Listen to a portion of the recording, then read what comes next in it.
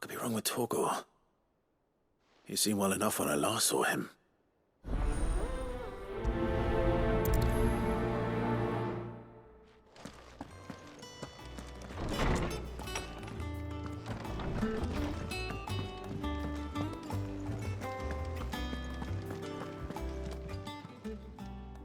I got your note. You think something's wrong with Torgor? So you can read. Congratulations. But I didn't say I were wrong with him. I said something weren't right. He's not been eating me treats. He used to love cracking the bones from Molly's boiled brown, but now he won't so much as look at them. Didn't like him, which is why I'm of a mind that his mind's on something else. You've not been working him too hard, have you? No harder than usual.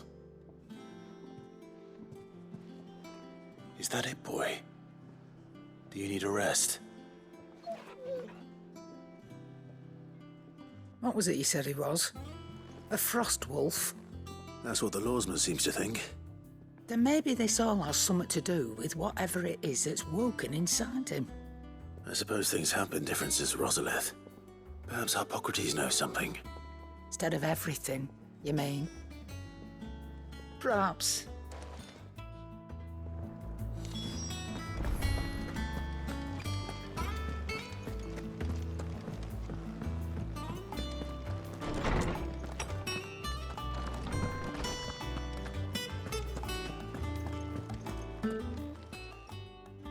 Lawsman, I need to ask you about Torgor.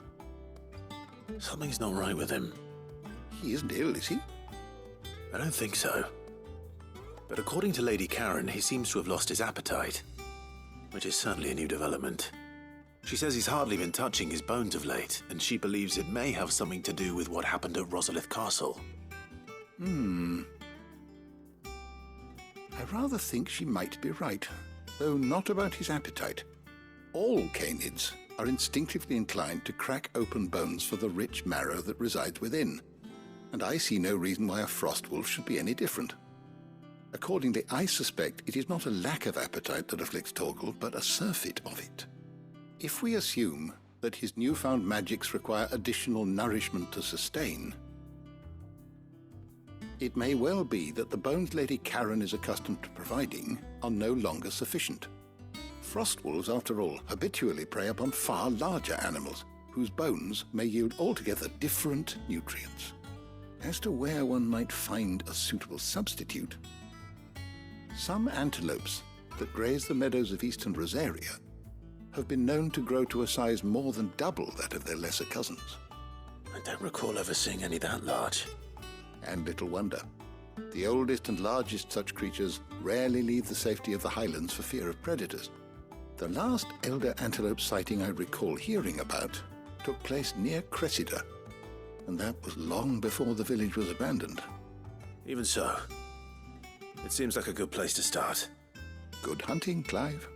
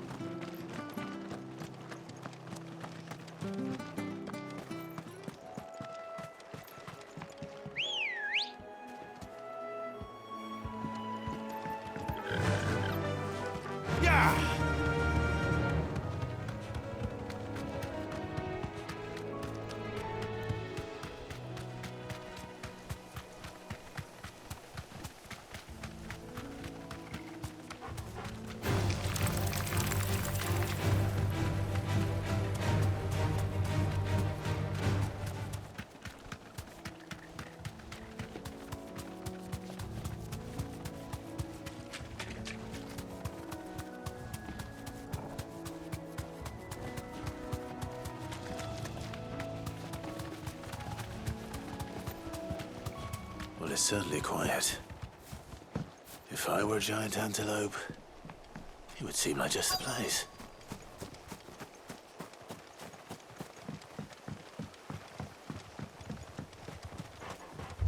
I doubt we'll find one bigger than that. You hungry, Torgal?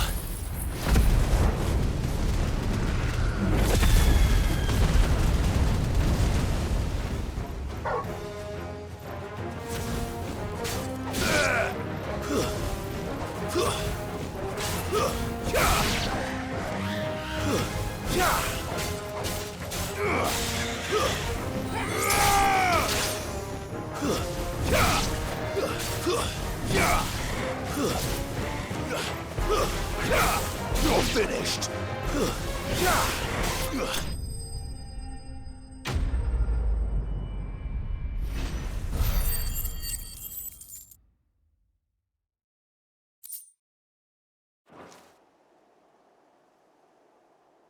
Now,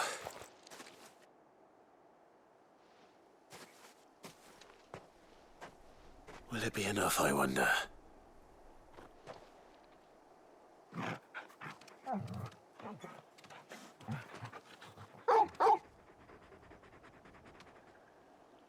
I say that answers my question, which means we owe the lawsman our thanks. You're just a big puppy, aren't you? A very big puppy.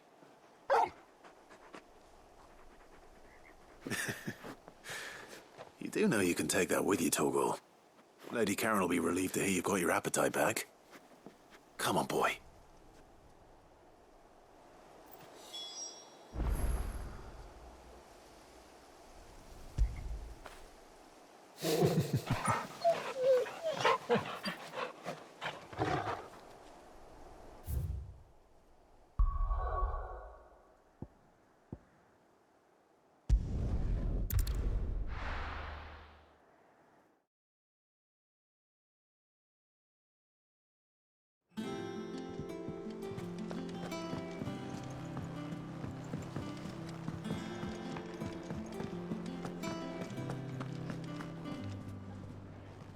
I noticed you and Torgal had gone off somewhere.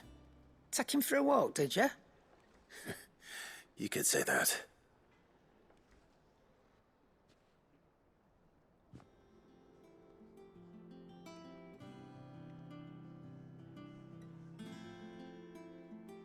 So, Molly's leftovers weren't good enough, eh? That'll teach me for treating you like you're still a pup. All right, no need to shout. Now we know what you're after, I can see about getting some in. Speaking of which, I brought one for later. Can I leave it with you?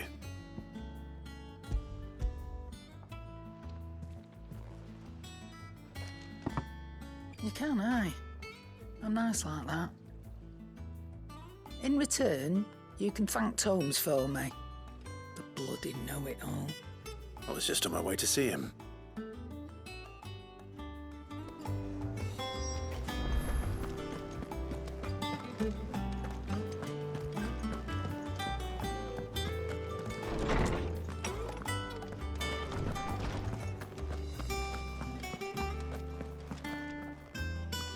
Ah, Clive. Were you able to locate your quarry? We were indeed, lawsman. You pointed us in exactly the right direction. And Torgal's been a very happy hound ever since. Very good, very good. Lady Karen sends her thanks, by the way, for your part in solving the mystery. Ah. But that reminds me. After your last visit, I found myself pondering Torgal's talents. Do you recall our conversation concerning Lady Jill's role in Torgal's transformation? About how she somehow woke the power within him. Precisely that. A reasonable conclusion, I thought, but one which raised certain questions in my mind. You see, the Fenrir of legend served Shiva and Shiva alone. And while the powers attributed to him are certainly impressive, the records imply they are somewhat different in nature to those you described Torgal as having used. What are you suggesting? That Torgal may be the beneficiary of more than one icon's power. Consider, that in addition to Lady Jill, he has served as a loyal companion to you, your brother, and even the late Cid. In short, the icons hitherto near at hand, or should I say at paw, have been diverse and plenty, and that number has only grown as the realm's dominance have fallen to your sword. One can but speculate as to how all of this has affected Torgal. He has seemed more fierce of late. And if I am not mistaken, he will grow fiercer still. We are fortunate indeed to be able to count him amongst our allies and not our adversaries. Oh, he's more than an ally. He's a friend.